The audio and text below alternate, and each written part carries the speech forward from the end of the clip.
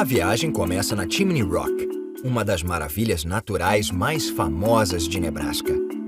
Depois segue o Rio Platte Norte até o Lago McConaughey, que atrai muitos turistas com suas margens de areia. Seguindo a leste, chega-se à cidade de North Platte e a um dos maiores pátios ferroviários do mundo. Na cidade também há o rancho de William Cody, mais conhecido como Buffalo Bill, do Velho Oeste americano. Rumo ao sul, a viagem deixa o rio e visita a área arborizada dos Canyons de Luz, um relevo biologicamente único. De lá, volta para o Rio Platte Norte e chega à cidade de Kearney. O destino final é o Forte Kearney, que fica ao sul da cidade. Ele foi construído para proteger os colonos que viajavam pela Rota do Oregon. No século XIX, milhares de pessoas seguiram para o oeste pela Rota do Oregon. A maioria era de imigrantes europeus em busca de uma vida nova no oeste. No caminho, eles se depararam com um relevo hostil e difícil de ser atravessado. O clima criava ainda mais problemas, com tempestades que transformavam as trilhas em lamaçais. Mas mesmo assim, esses pioneiros foram para o oeste dos Estados Unidos. Foram cerca de 400 mil durante 20 anos a partir de 1846. No caminho, os viajantes viam pontos de referência, e um dos mais reconhecíveis era a Chimney Rock. Esta formação geológica natural, que é vista de longe ao longo das planícies, surgiu com a erosão do relevo no entorno. O pilar é composto por barro e cinza vulcânica e tem um núcleo mais duro de arenito. As camadas externas, mais macias, sofreram erosão e deixaram este ponto de referência de 91 metros de altura. Os índios americanos chamavam a pedra de Pico do Alce. Os primeiros não-índios a verem a pedra devem ter sido os comerciantes de pele em 1813, que supostamente a batizaram de Chimney Rock. Este ponto de referência foi o mais mencionado pelos viajantes que passaram pela Rota do Oregon. Na verdade, muitos pensaram se tratar de uma ilusão de ótica, pois ela parecia se afastar quanto mais eles se aproximavam dela. Ao longo das décadas, a erosão e alguns raios reduziram sua altura. Em 1956, ela foi considerada um local histórico nacional. –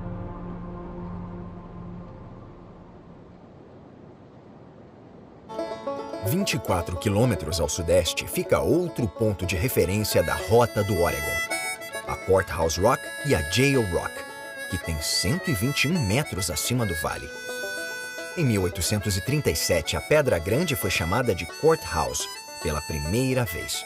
Courthouse significa tribunal, então faz sentido a pedra menor se chamar Jail, que significa prisão. Os pioneiros devem ter visto carneiros selvagens como estes na Courthouse Rock. Em meados do século XIX, devia existir quase 2 milhões deles, mas eles foram dizimados pela caça, por doenças e pela perda de pasto para o gado. Em 1996, a estimativa era de que houvesse apenas algumas centenas. Agora, o carneiro selvagem é uma espécie ameaçada federal e, com isso, a população está crescendo de forma constante. Os amplos campos abertos de Nebraska são lindos, impressionantes e perigosos. No verão, o calor é extremo e, no inverno, o frio é congelante. Sem água, o gado e outros animais, inclusive os humanos, podem morrer rapidamente. E a ossada desta vaca faz lembrar como esta terra pode ser hostil. Mas onde existe água, as plantações crescem e as cidades prosperam. Este é o Rio Platte Norte, que nasce no Colorado, atravessa o Wyoming e termina em Nebraska, onde depois de 1000 quilômetros, deságua no Rio Platte, que por sua vez atravessa o estado e desemboca no poderoso rio Missouri, na fronteira com Iowa. Apesar de não ser navegável, o rio fornecia duas coisas básicas para os pioneiros e para os comerciantes de pele: água e capim para o gado. Foram os comerciantes de pele que melhoraram a rota para as carroças dos colonos poderem passar. As trilhas ao longo do rio ainda são vistas em vários lugares e contam sua versão da história dos milhares de pessoas que passaram por aqui durante a expansão americana para o oeste.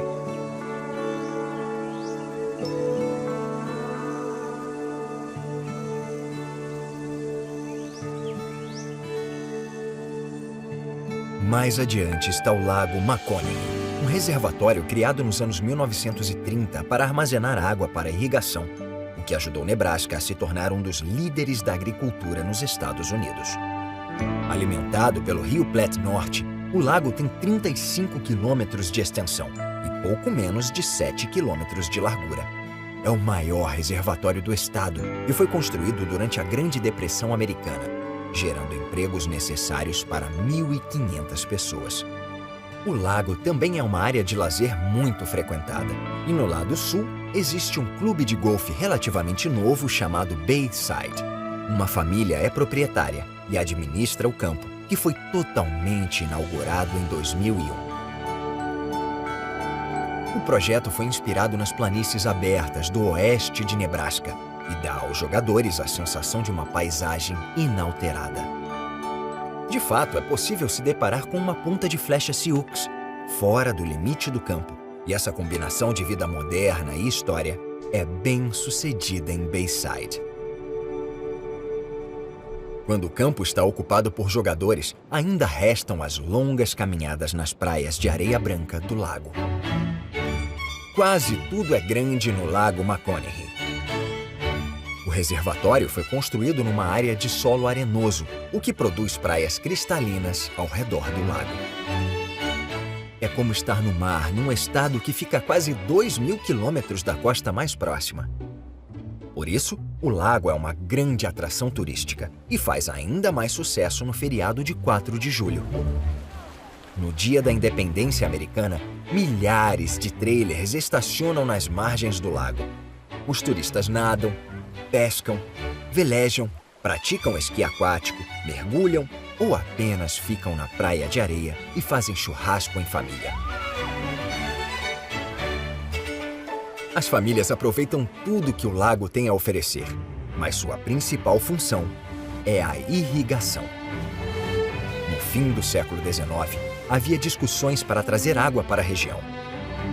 A construção nos anos 1930 trouxe mudanças, e muitas pessoas foram obrigadas a deixar o vale e não receberam o valor justo por suas terras. Casas, cercas e estábulos foram derrubados. Só sobraram alicerces e lembranças submersas em 40 metros de água. Mas com o tempo, o Lago Maconing teve muito êxito no abastecimento de água para as comunidades e fazendas locais. Além disso, oferece instalações recreativas e se tornou a atração turística mais procurada do estado. Durante o feriado do Dia da Independência, mais de 150.000 pessoas aproveitam tudo que o Lago Maconing tem a oferecer. A água é retida pela barragem Kingsley, uma das maiores desse tipo existentes no mundo. Suas laterais foram feitas com areia e cascalho do leito do rio, enquanto que o centro foi formado por terra e água para impermeabilizar. Nos anos 1980, a usina hidrelétrica foi concluída, fornecendo a energia necessária para a localidade. O escoamento é chamado de Rabo de Galo e foi projetado para oxigenar o lago Ogallala e melhorar a vida aquática.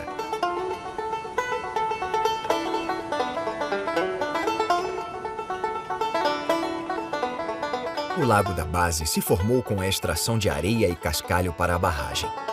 É um lugar muito frequentado por pescadores e repleto de truta arco-íris, que foi introduzida após a conclusão da barragem.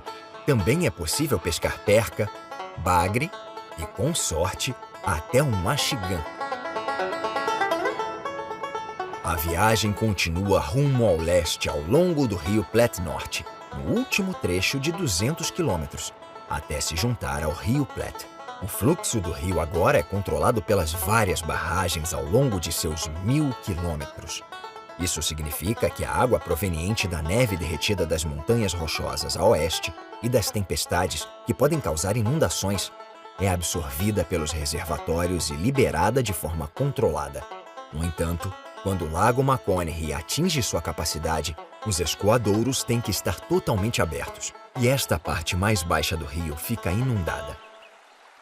Quando isso acontece, a prática do tanking precisa ser suspensa. Mas hoje, o rio está ideal para este esporte típico de Nebraska. Dizem que um fazendeiro entediado pôs 2 cadeiras de praia num silo de aço inox cortado, subiu a bordo e desceu o rio boiando. A ideia pegou e agora o tanking é quase obrigatório para quem visita o estado. Muitos rios de Nebraska são ideais para a prática do tanking, pois são rasos e relativamente lentos, então é seguro para pessoas de todas as idades. É uma bela forma de passear, admirar a paisagem e até fazer um piquenique. Agora as pessoas param em pontos pré-determinados e são levadas de volta para o início com o silo.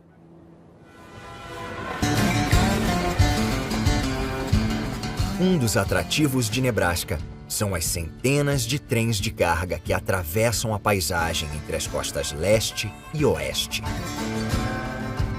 A principal rota ferroviária foi construída em meados do século XIX pelas ferrovias Union Pacific e Central Pacific e acompanhou a grande rota do Rio Platte, que foi primeiramente usada pelos búfalos, pelos índios, depois pelos comerciantes de pele e pelos pioneiros ao longo da rota do Oregon.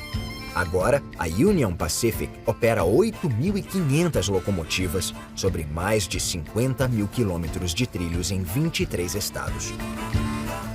Ela emprega mais de 42.000 pessoas e está entre as maiores empresas de transporte do mundo. Este trem de carvão está a caminho de North Platte e da maior estação de triagem do mundo. Este é o Bailey Yard, onde as locomotivas e os vagões são separados, consertados e abastecidos. Boa parte dos trilhos das principais ferrovias se afunilam nesta estação de triagem vindos de todos os 4 cantos dos Estados Unidos. Em média, 150 trens e mais de 14.000 vagões passam por aqui todos os dias. As locomotivas são abastecidas em 45 minutos num sistema chamado Run-Through, que lembra o pit stop das corridas. Em 1995, o Bailey Yard foi reconhecido oficialmente no Livro dos Recordes como a maior estação de triagem do mundo. Para as pessoas terem uma noção de seu tamanho, a Torre Golden Spike foi inaugurada em 2008. Assim, os apaixonados por trens podem admirar o pátio. Existem 2 plataformas de observação, uma fechada e outra aberta. Daqui, os turistas veem mais de 550 quilômetros de trilhos e trens vindo de todas as direções. O nome da torre é uma homenagem a Golden Spike, a última cavilha a ser martelada no trilho quando a primeira ferrovia transcontinental foi concluída em 1869 em Promontory Point, Utah.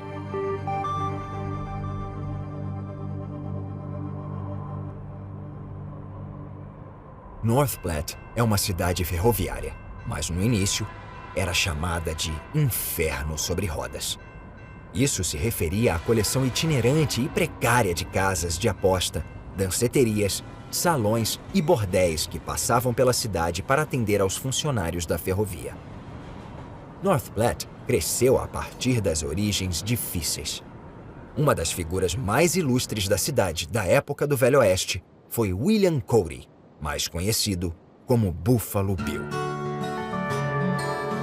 Em 1878, ele resolveu construir um rancho aqui e usar a ferrovia para transportar seu Wild West Show por todos os Estados Unidos.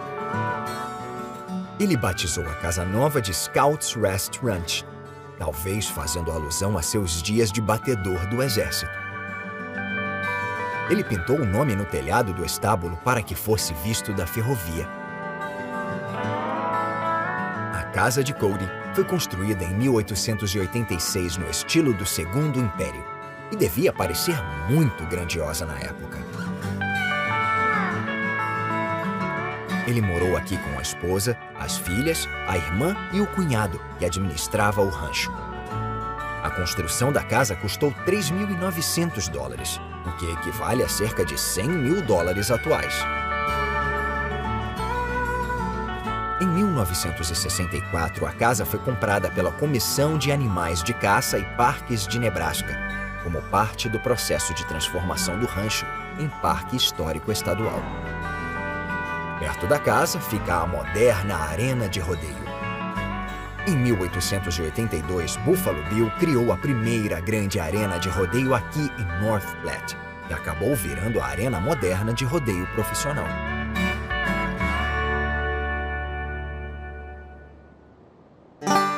Turistas que desejam voltar no tempo podem visitar o Museu Histórico do Condado de Lincoln, onde a história dos pioneiros está preservada num vilarejo do Velho Oeste. Datando de 1860 até meados do século XX, os prédios históricos foram resgatados do Condado de Lincoln e então restaurados e reconstruídos aqui. A disposição deles forma um vilarejo do fim do século XIX. Inaugurado em 1976, o museu dá aos turistas a chance de ver como os pioneiros viviam e trabalhavam nesta parte do meio oeste. A viagem agora segue para o sul até um relevo biologicamente único: os cânions de luz. Costuma-se dizer que Nebraska é um estado plano sem muito relevo ondulado. Estes cânions provam o contrário. A palavra luz é de origem alemã e se refere a um tipo de sedimento formado com um acúmulo de poeira levada pelo vento, que durante milhares de anos criou esta miríade de cânions. A pradaria é um habitat importante para centenas de espécies de plantas e animais. Os turistas vêm até aqui para ver perus selvagens, falcões e o tetrás das pradarias, que faz uma dança de acasalamento diferente. Uma trilha que leva o nome dessa ave percorre os cânions numa paisagem inalterada, desde que os primeiros colonos vieram procurar terras para cultivo. E a atividade agrícola agora é o coração e a alma de Nebraska. É a principal economia do estado e contribui com mais de $25 bilhões por ano. Existem cerca de 50 mil fazendas e ranchos produtivos espalhados por 18 milhões de hectares. Isso representa 92% do território de Nebraska. Os principais cultivos são trigo, soja, feno, sorgo, beterraba branca e batata. Mas um cultivo supera todos os outros: milho. Quase metade das fazendas do estado cultivam milho, e Nebraska é o terceiro maior produtor dos Estados Unidos. O milho é usado principalmente para alimentar gado e na produção de etanol. O cultivo bem-sucedido requer água, e uma das formas mais comuns de irrigação é o sistema de pivô central, em que a água é distribuída em círculos.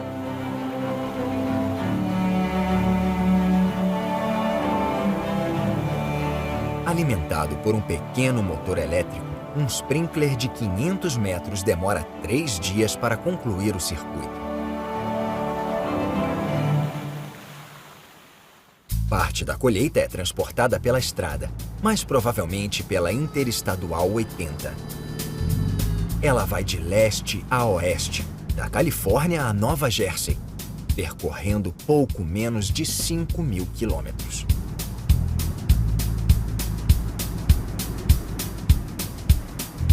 750 quilômetros da Interestadual 80 passam por Nebraska e acompanham o Vale do Rio Platte, assim como a ferrovia e as rotas dos pioneiros. Grandes caminhões de carga substituíram as carroças puxadas por mulas. Esta é a cidade de Kearney. O advento da ferrovia e o fim da Guerra de Secessão em 1865 aceleraram o crescimento da cidade. Pulou de menos de 1.000 habitantes para mais de 30.000 atualmente. Kearney abriga a Universidade de Nebraska. Ela foi fundada em 1903 como escola técnica para treinar professores e alunos. Só em 1991 que ela se tornou oficialmente uma universidade pública estadual. Agora ela tem cerca de 7.000 alunos e o campus ocupa 95 hectares. Como na maioria das universidades americanas, o esporte é importante e sua equipe de futebol americano se chama Lopers, em referência ao antílope americano. Kearney também tem muitas casas históricas importantes, inclusive a casa do Dr. A.O. Thomas, projetada no estilo clássico durante o século XX. Ela chama a atenção pelas colunas de 2 andares que sustentam o telhado da varanda, dando uma aparência grandiosa. A casa de George W. Frank foi construída no estilo revivalista neoclássico por volta de 1906, num bairro nobre de Kearney. Ele era arquiteto e projetou a própria casa. Ela foi construída com arenito vermelho, extraído no Wyoming e cortado no canteiro de obras. A casa de Hanson Downing é uma cottage ornée, ou chalé ornamentado, e é repleta de detalhes arquitetônicos. Ela foi construída para o Sr. Hanson e depois vendida para o Sr. Downing. Em 1930, esta casa deslumbrante foi vendida para o Kearney Women's Club e continua sendo sua sede. A casa de John e Leonora Bartlett foi construída no estilo Rainha Ana em 1888 e cada lado é bem diferente dos outros. A construção custou $30.000, sendo que casas do mesmo tamanho na região custavam cerca de $5.000. A casa de John Barnd é outro exemplo do estilo Rainha Ana e foi construída em 1892. Barnd era um advogado e empresário bem-sucedido, além de juiz do condado. Todas as casas exibidas em Kearney estão no Registro Nacional de Lugares Históricos e são tombadas. No trecho de Kearney da Interestadual 80, se encontra o monumento Arco da Estrada do Grande Rio Platte. O objetivo é mostrar aos turistas a história das rotas que passaram pelo vale. Infelizmente, esta ponte de 300 metros, inaugurada no ano 2000, nunca atraiu turistas suficientes e faliu. No entanto, a Prefeitura de Kearney a assumiu em 2013 e, com a proximidade de um novo trevo, espera-se que o monumento atraia mais pessoas. Em 1846, o secretário americano de guerra sugeriu a construção de uma cadeia de fortes para proteger os colonos na Rota do Oregon. O Forte Kearney foi construído num quadrado e tinha uma grande área para desfile. É cercado por algodão americano e tem um mastro de bandeira no centro. O forte e a cidade foram batizados em homenagem ao coronel Stephen Watts Kearney, que tinha construído um forte mais antigo na rota. Sua principal função era dar auxílio aos viajantes. Era o único forte em 160 quilômetros nas 2 direções. Com isso, costumava ser muito movimentado durante o verão, com centenas de carroças e seus bois passando todos os dias. Em 1871, o Forte Kearney foi abandonado, em parte porque a nova ferrovia levava os colonos para o oeste. Foi assim até 1928, quando se formou uma associação para reconstruir o forte original e alguns outros prédios, inclusive um centro turístico para contar a história do Forte Kearney e seu papel na abertura do oeste para milhares de colonos. É o lugar perfeito para encerrar esta jornada.